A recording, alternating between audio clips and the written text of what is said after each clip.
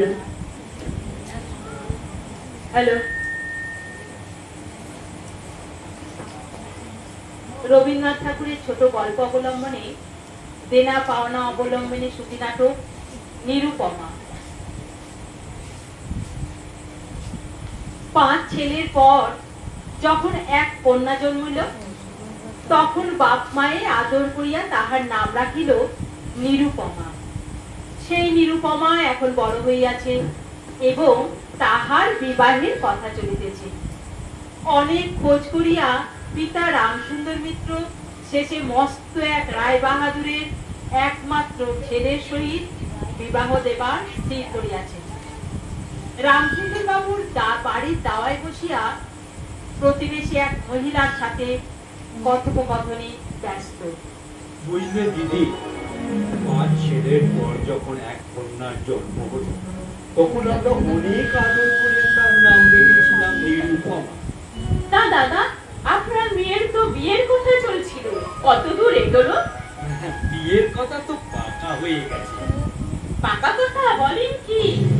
আমি তো অনেক খোঁজ করলাম, অনেক পাত্র দেখলাম, পাত্র কিছুতেই পছন্দ হয় না।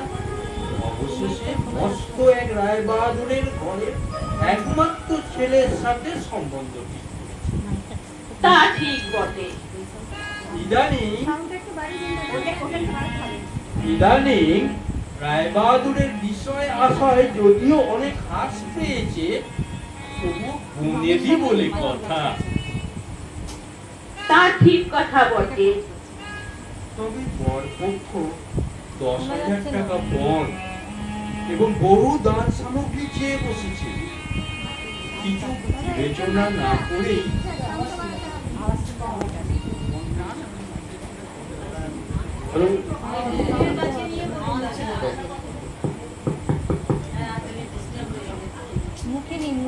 আমি তো অনেক খোঁজ করলাম, অনেক পাত্র দেখলাম, কিন্তু পাত্র কিছুতেই পছন্দ হয় না। অবশেষে মস্ত এক রায় বাহাদুরের ঘরের একমাত্র ছেলের সাথে সম্বন্ধ ঠিক করেছি। ইদানিং রায় বাহাদুরের বিষয় আশয় যদিও অনেক হ্রাস পেয়েছে, তবু গুণেদি বলে কথা। তা ঠিক। তবে বরপক্ষ 10,000 টাকা বন্ড বহু দান সামগ্রী চেয়ে বিবেচনা না করেই রাজি হয়েছে। এমন পাত্রকে কিছুতেই হাতছাড়া করা যায় না, কি বলো দিদি? তা ঠিক। তবে অত টাকা এবং এত খরচ আপনি জোগাড় করবেন কি করে? জোগাড় প্রায় করে নিয়েছি, তবে 6-7 হাজার টাকা এখনো জোগাড় করতে বাকি আছে। কয়েকজনকে বলেছি, হয়ে যাবে নিশ্চয়ই একটা ব্যবস্থা। অবশেষে নিরুপমার বিবাহের দিন উপস্থিত হল। আজ রামসুন্দর বাবু বড়ই ব্যস্ত। নিরুপমার বিবাহ বলে কথা, কোথায় ছাদনা তলা হবে, কোথায় দান সামগ্রী রাখা হবে, এই বিষয়ে পুরোহিত মশাইকে নির্দেশ দিতে ব্যস্ত। পুরোহিত মশাই পাত্রকে ছাদনা তলায় উপস্থিত করবার নির্দেশ দিলে বর ছাদনা তলার দিকে এগিয়ে যাইতে উদ্যত হইলে রায় বাহাদুর বাধা দেয়। দাঁড়াও, আগে পণের বাকি টাকা পরিশোধ হইবে, তারপর তুমি ছাদনা তলায় যাবে। শুভ কাজটা সম্পূর্ণ হয়ে যায়, আমি নিশ্চয়ই পরে পণের টাকা পরিশোধ করে দেবো। টাকা হাতে না পেলে বর সভাস্থ করা যাবে না। এসব কি হচ্ছে বাবা? কেনাবেচে দর দামের কথা আমি বুঝি না। বিয়ে করতে এসেছি, বিয়ে করে তবে যাব। তুমি আমার কথার অবাধ্য হতে চাও? যেমন তুমি বুঝবে তাই করো, আমি চললাম। আমি পিতার সাথে পরে কথা বলে দেব, আপনি বিয়ের ব্যবস্থা করুন। যথা সময়ে রায় বাহাদুরের পুত্রের সাথে নিরুপমার বিবাহ সম্পন্ন হইল।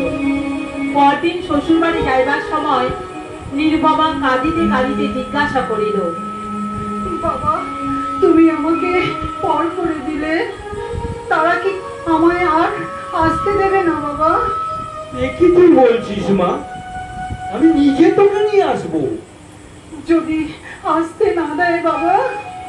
তা না হলে আমি গিয়ে তোকে ডেকে আসবো মা। প্রায় মেয়েকে দেখতে বেয়াই বাড়ি যাই, কিন্তু সেখানে আমার কোনো সম্মান নেই।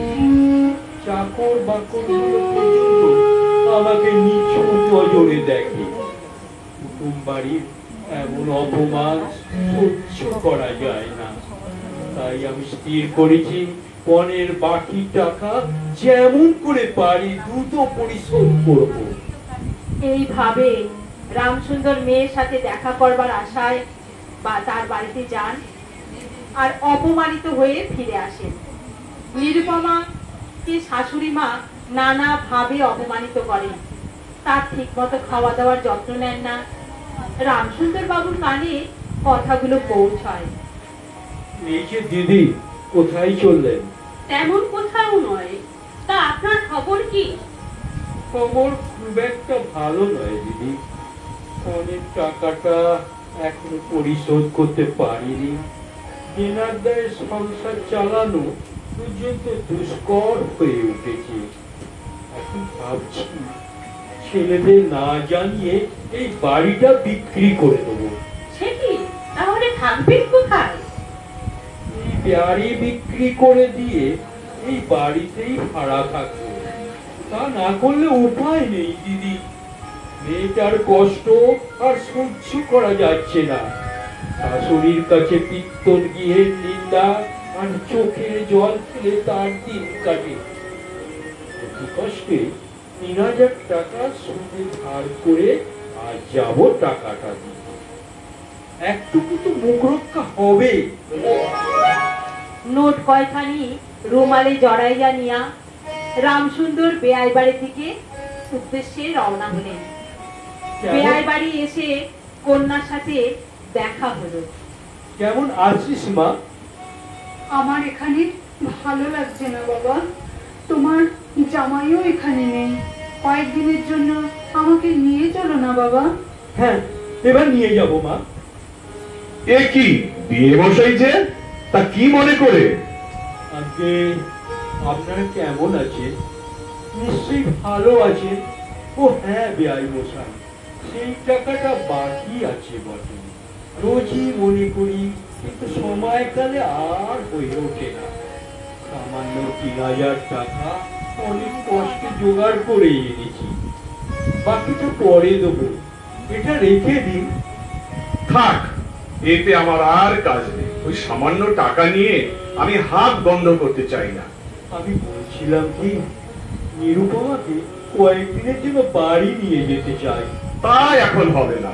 তাহলে কি নিরুকে সঙ্গে নিয়ে যেতে পারবো না? আপাতত নয়। রামসুন্দর বাবু বাড়ি ফিরিয়া বাড়ি বিক্রির তোড়জোড় করলেন এবং বাড়ি বিক্রি করিয়া পুরো টাকা সাথে লইয়া বেয়াই বাড়ির উদ্দেশ্যে চলিলেন।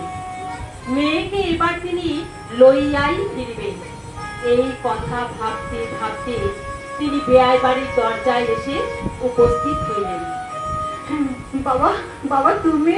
হ্যাঁ মা, এবার আমার মাকে সঙ্গে নিয়ে বাড়ি যাব। বাবা, বাবা, তুমি এ কি করলে? আমাদের তো একবারই পথে বসালে। আমরা জেনে গেছি যে তুমি বাড়ি বিক্রি করে দিয়েছো। আমরা ছেলে বউ নিয়ে পথে বসবো। বাবা, তুমি আমাদের কথা একবারও ভাবলে না। সেই টাকা নিয়ে তুমি এসেছো অনেক টাকা শোধ করতে। তোরা কি আমায় সত্য পালন করতে দিবি না? তোদের জন্য আমি কি নরকগামী হব? এ তুমি কি করেছো বাবা? তুমি যদি আর এক পয়সাও আমার শ্বশুর মশাইকে দাও, তাহলে তোমার মেয়েকে তুমি আর দেখতে পাবে না। এই তোমার গা ছুঁয়ে বললাম।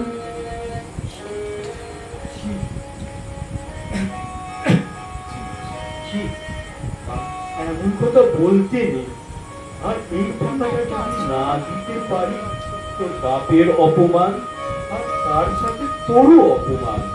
না বাবা, টাকা যদি দাও তবেই অপমান। তোমার মেয়ের কি কোনো মর্যাদা নেই? আমি কি একটা টাকার থলি? যতক্ষণ টাকা আছে ততক্ষণ আমার দাম। না বাবা, এই টাকা দিয়ে তুমি আমাকে অপমান করো না। আর তোমার জামাইও তো এ টাকা চান না। তাহলে তোকে যে যেতে দেবে না মা? না যেতে দিলে কি করবো বলো? তুমিও আর নিয়ে যেতে চেও না। শুনেছ? কি হয়েছে? বৌমার বাবা টাকা দিতে এসেছিল, কিন্তু তোমার বৌমা বাবাকে বলেছে টাকা দিলে তার নাকি অপমান হবে। সে কি আমাদের এইভাবে অপমান করা? গিন্নিমা, গিন্নিমা, বৌমনির শরীরটা খুব খারাপ, মনে হচ্ছে ডাক্তার ডাকতে হবে। নাটক, সব নাটক করছে, কোনো ডাক্তার দেখানোর দরকার নেই। শ্বশুর বাড়ি নিরুপমার পক্ষে সরসজ্জা হইয়া উঠিল। এদিকে তার স্বামী বিবাহের পর ডেপুটি ম্যাজিস্ট্রেট হইয়া দেশান্তরে চলে গেছে। অন্যদিকে শাশুড়ির নিত্য গঞ্জনা তার কাছে যন্ত্রণার বিষয় হইয়া দাঁড়াইল। শরীরের প্রতি সে অত্যন্ত অবহেলা করিতে লাগিল। বৌমনি, তোমার শরীরটা ভালো নেই, সারা রাত মাথা জানলাটা খোলা রেখে ঘুমিও না, গায়ে শীতের কাপড় দাও। আমার কিচ্ছু হবে না রে। তোমার খাবারটা কখন দিয়ে গেছি, এখনো খাওনি? দেখি, এসো তো, তোমার চুলটা বেঁধে দি, এসো।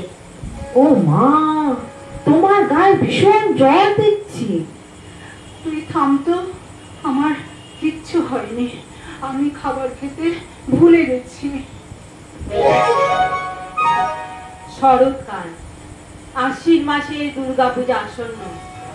এদিকে নিরুপমা ভীষণ অসুস্থ, বেশ কয়েকদিন ধরে ওর গায়ে জ্বর, কিন্তু শ্বশুর বাড়ি থেকে ওকে কোনো ডাক্তার দেখানো হয়নি বা কোনো ওষুধপত্র দেওয়া হচ্ছে না। বৌমনি, ও বৌমনি, চোখ খোলো। বৌমনি, চোখ খোলো। আরে এ কি, তোমার তো জ্বরে গা পুড়ে যাচ্ছে। দাঁড়াও দাঁড়াও, আমি জলপট্টি দিয়ে দিই। এসো তো, তোমার জলপট্টি দিয়ে দিই। বাবা, বাবা কোথায়?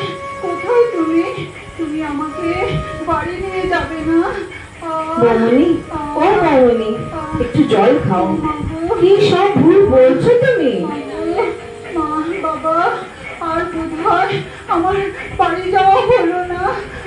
বাবু, ওই যে ঢাকের আওয়াজ হচ্ছে, আমি যাবো বাবা, আমি যাবো, আমি বাড়ি যাবো। তুমি আমাকে নিয়ে বাড়ি চলো বাবা, তুমি আমাকে নিয়ে যাও, আমাকে নিয়ে চলো। বৌমনি, ও বৌমনি, চোখ খোলো। বৌমনি, ও বৌমনি, তুমি চোখ খোলো। আমি যাবো বাবা, বাবা আমি যাবো, আসছি। দাঁড়াও, দাঁড়াও বাবা, দাঁড়াও, আমি এক্ষুনি মাকে ডেকে আনছি। বৌমনি, বৌমনি, মামনি, বৌমনি,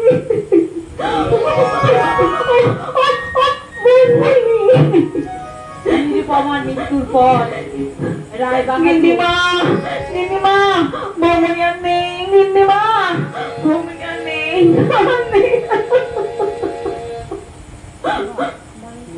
নিরুপমার মৃত্যুর পর রায়বাহাদুর খুব ধুমধাম করে নিরুপমার শ্রাদ্ধ শান্তি সম্পন্ন করলেন। বেশ কয়েকদিন পরে রায়বাহাদুর তার দাওয়ায় বসে গিন্নির সাথে কথোপকথনে ব্যস্ত। দেখলে গিন্নি, নিরুপমার শ্রাদ্ধ শান্তি কেমন ধুমধাম করে করলাম। পুরো জেলায় একেবারে ধন্য ধন্য পড়ে গেছে। চন্দন কাঠের চিতা, কেউ দেখেছে তল্লাটে?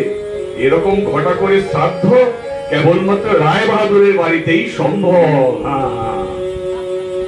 তার বলতে, ও হ্যাঁ, খোকাকে একটা পত্র লিখে দাও, তার জন্য মেয়ে দেখা হচ্ছে। এবার 20,000 টাকা পণ এবং তা হাতে হাতে আদায়। নমস্কার। নমস্কার।